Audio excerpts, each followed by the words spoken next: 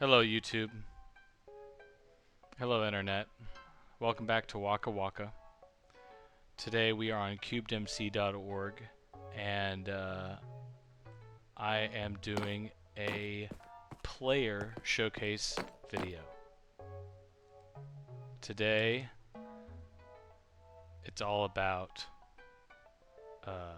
xCurlyxTopx. Now this player is one of several players on this server that xCurly. They contributed to the sculpture garden, but I want to feature them because I didn't feature any of their stuff in either of my other showcase videos, and they definitely deserve some recognition. They definitely deserve their own video. So that's what's hey, that's what's going on. That's what's going on right now. But I do want to make a disclaimer. They are just one of several players on this server that have excellent farms and excellent shops and contribute to the server in amazing ways. You know, this is just one player out of many who is outstanding. So, disclaimer. But that is, I am featuring them because of their shops and their farms that they provide. They have what I believe is the largest iron farm on the server. And I have a clip of me exploring that in replay mod, which we can cut to now. Welcome to Player Warp Iron. This iron farm does roughly 5 to 6 stacks of ingots every 1 to 2 minutes. That's how much it produces. Each corner of the farm has 3 tiers with 4 farms within each tier, for a total of 12 farms per area, or 48 individual farms for the entire setup. All of the individual farms are spaced accordingly not to interfere with other farms' golem spawn. Zombies are the scare tactic in this farm, using a redstone clock to push a piston up and down, allowing the villagers to see the zombie, get scared, and summon a golem. Once a golem spawns, it is pushed via water stream. Once the golem reaches the center drop, it opens up a fresh spawn point for a new golem to spawn once the villagers refresh within that farm's range. The golems fall, hit a lava source, drop the items, which are then picked up via tubes and transported to auto crafters, which automatically condense the ingots into blocks. From there, the blocks will move through tubes again into storage, where they will wait for space to open up in the shop. When a player purchases the blocks, tubes will automatically pull from storage and refill the chests. They also have I think the largest wool farm on the server. Welcome to Player Warp Wool.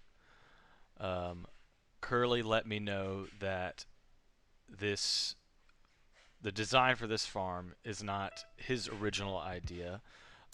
It was featured by a YouTuber, and then he saw the design for the first time by another player on this server, but he has optimized this design in this current version. The farm features 69 chunks in total, with 20 sheep per chunk, occupying 64 out of those 69 chunks, which is the mob cap per chunk on CubedMC. The circular design is also functional in this farm, as the server render limit is set to 5 chunks. This means when standing anywhere inside the central chunk of the farm, all the sheep can be considered rendered and thus will drop wool to be collected. In total, this is 1,280 sheep, 80 sheep per color, 4 chunks per color. The remaining 5 out of 69 chunks are 1 for the shop in the middle and 4 for mass collection and storage of all the wool. Each sheep has 1 dispenser, 1 hopper, and 1 single chest just for sheer storage. It took Curly 52,450 crafted shears just to initially fill the farm 100%. The wool storage can currently hold 4.2 million blocks of wool, with plenty of space for more if need be. The wool gets sheared, transported along a water stream to a main collection, transported and sorted by color via tubes. The wool sits in storage until a player comes and purchases the wool of their choosing, and tubes will automatically refill that chest so it's always full. Tubes, by the way, are a plugin that CubedMC uses.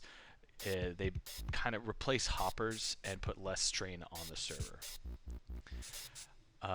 Curly had to craft 1,280 mob snares to collect and place each sheep correctly. Each mob snare requires 1 lead and 8 diamonds, so he had to use 18 stacks of diamond blocks to place all the sheep accordingly and quickly. On CubedMC, this cost him $778,000 in in-game currency, or $607 per sheep. Player Warp Wool is the server's largest colored wool farm. It is the most popular amongst map artists and builders alike, allowing them quick and easy access to large amounts in very little time. Like myself, I have just started kind of dabbling in map arts. I'm, still very much a novice. This is a little structure that I made out of wool from Player Warp Wool. And I also have some map art. We can go check out my map art.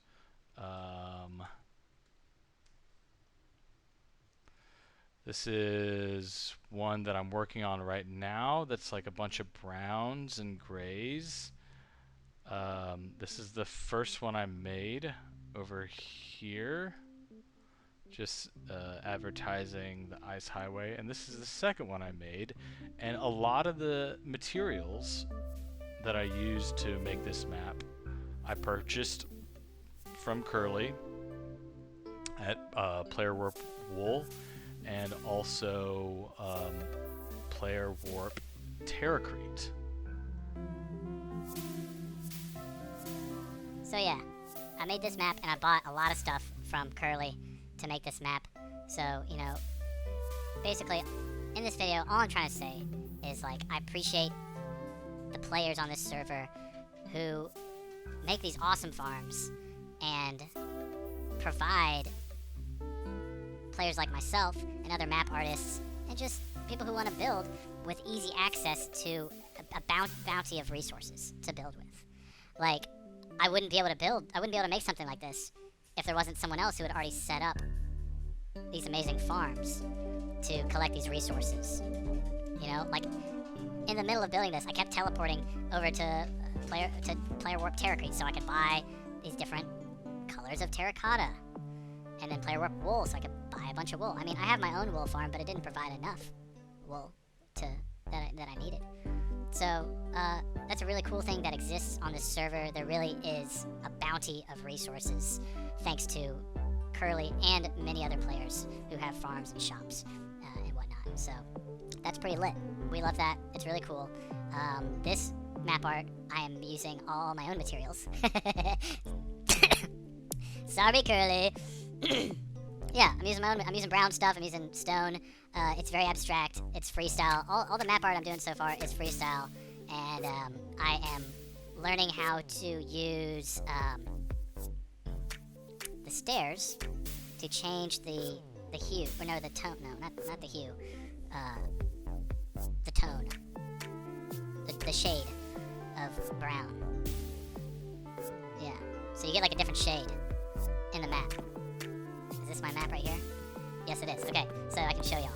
This is pretty interesting, and this just clicked for me recently.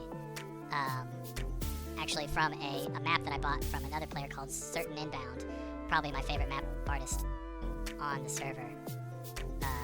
Sorry, I'm picking favorites, but yeah. So it's if it's sloped that way, kind of down going north, it's gonna be lighter than if it's sloped the other way. So you can see this slope down this way, it's creating this dark line here.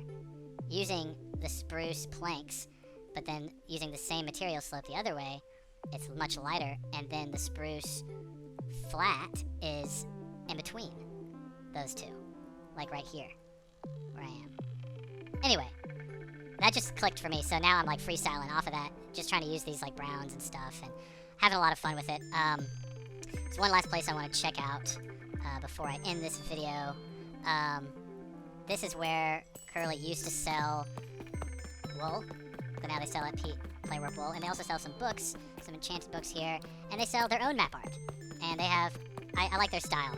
They're into Pokemon. They have this little egg, a Bitcoin map. I guess maybe they're invested in Bitcoin. Smart. I think there's a big brain on this guy. Big brain on this guy.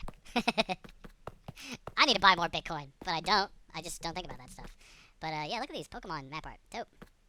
OG Pokemon. We love that. Hey. Salivar? I don't know this person.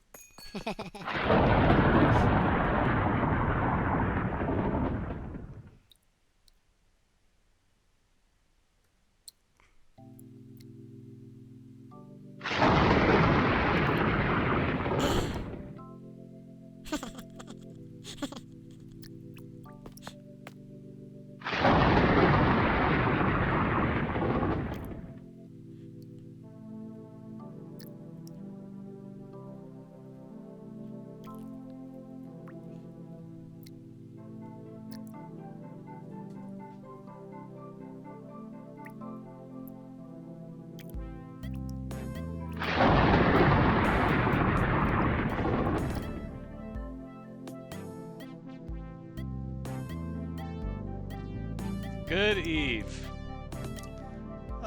Nice, very nice interaction. All right, cheers.